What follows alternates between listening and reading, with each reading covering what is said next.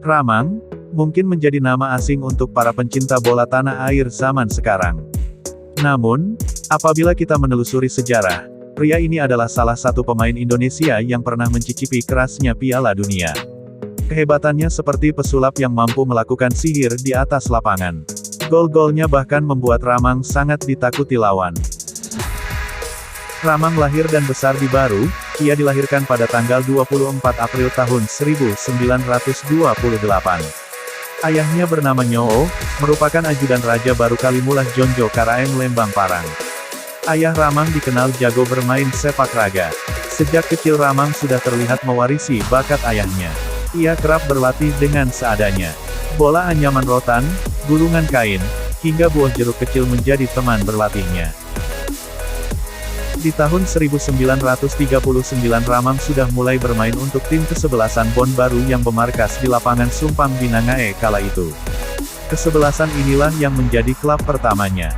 Di daerah ini pula lah Ramang kerap berlatih sendiri dengan model latihan yang berbeda dengan pesepak bola lain. Ramang sering berlatih di pantai, berlatih di tengah gelombang, menendang bola yang dibawa kembali gelombang ke pinggir pantai. Ramang menikah pada tahun 1943, dengan seorang gadis Bantaeng campuran Bone.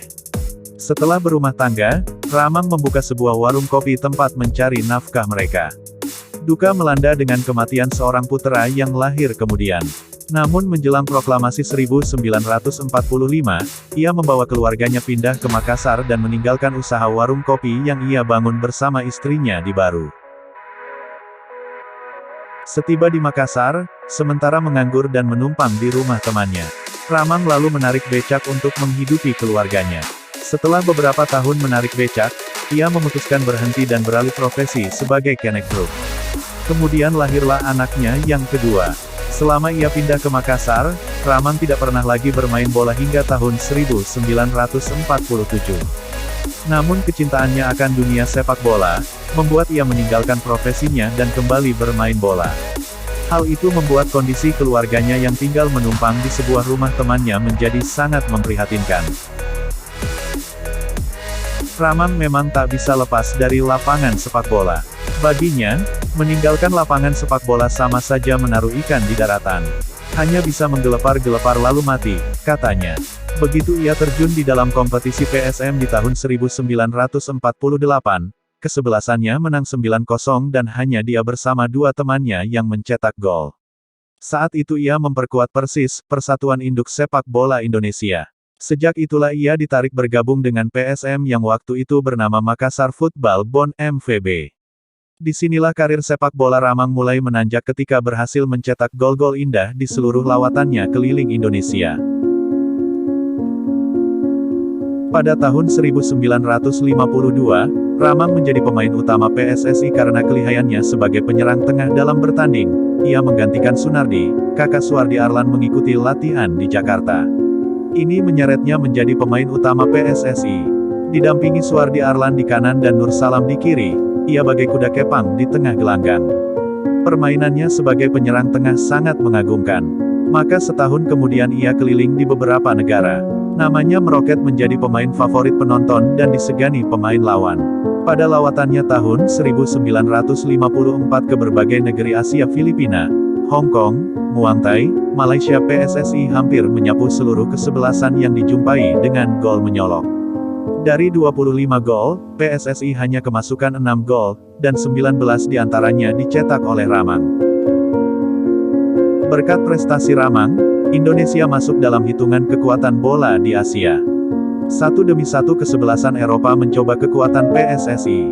Mulai dari Yugoslavia yang gawangnya dijaga Beara, salah satu kiper terbaik dunia waktu itu, klub Stade Reims dengan si kaki emas Raymond Kopa, kesebelasan Rusia dengan kiper top dunia Lev Yashin, klub Lokomotif dengan penembak Maut Bubukin, sampai Grasshoppers dengan Roger Valentine. Tapi itu bukan prestasi saya saja, melainkan kerjasama dengan kawan-kawan, ujar Ramang merendah, sembari menyebut nama temannya satu persatu, Maulwi Sailan, Rashid, Herudin, Ramlan, Sidi, Tan Leong Ho, Aang Witarsa, Tio Him Chiang, Danu, Poa Sian Leong dan Jamiat. Pada tahun 1960, ia mendapatkan panggilan Bupati Blitar untuk menjadi pelatih di sana. Tak hanya menjadi pelatih di Blitar, karir kepelatihan Ramang juga tercatat di PSM dan Persipal Palu.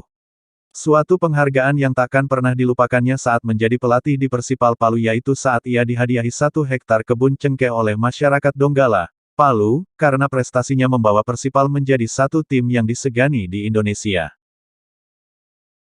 Pada tanggal 26 September tahun 1987, di usia 59 tahun, mantan pemain sepak bola legendaris itu meninggal dunia di rumahnya yang sangat sederhana yang ia huni bersama anak, menantu dan cucunya yang semuanya berjumlah 19 orang. Dengan menderita penyakit paru-paru yang keras, gara-gara kebiasaan merokoknya yang juga sangat keras, mengantar ayah 7 anak ini kembali ke Al-Khaliq. Ironis memang mengetahui kisah hidup mantan bintang sepak bola itu. Ramang dimakamkan di Pemakaman Umum Panaikang. Untuk mengenang jasanya, sebuah patung di lapangan Karebosi Makassar dibuat untuknya. FIFA, Federasi Sepak Bola Dunia juga telah membuat film tentang Ramang. Menceritakan kisah Ramang yang jarang sekali diketahui orang melalui episode berjudul The Man, The Myth, The Legend. Dalam film tersebut, FIFA menarasikan bahwa Ramang tak hanya seorang legenda sepak bola, melainkan juga mitos sepak bola dari Sulawesi Selatan. Episode spesial tentang Ramang itu menggambarkan seberapa kuat pengaruh Ramang bagi sepak bola Makassar. Tokoh-tokoh kunci seperti saksi hidup, jurnalis kawakan, hingga sejarawan dihadirkan untuk memberikan kesaksian tentang Ramang. Jurnalis senior, M. Dahlan Abu Bakar dalam film FIFA mengatakan bahwa bakat alami Ramang didapat dari sang ayah. Kekuatan fisik dan skill yang dimiliki oleh seorang Ramang juga didapat berkat tempaan hidup keras sejak kecil. Andi Ramang mencuri perhatian ketika timnas Indonesia menghadapi Uni Soviet di babak perempat final.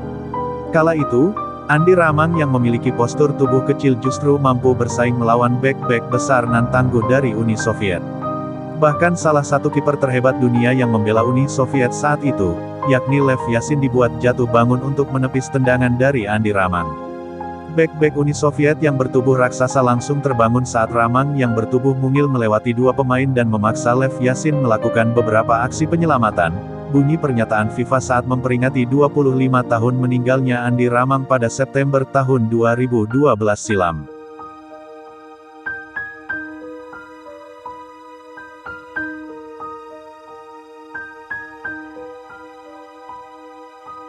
Terima kasih telah menonton video kami. Jangan lupa subscribe channel ini untuk melihat video-video terbaru kami.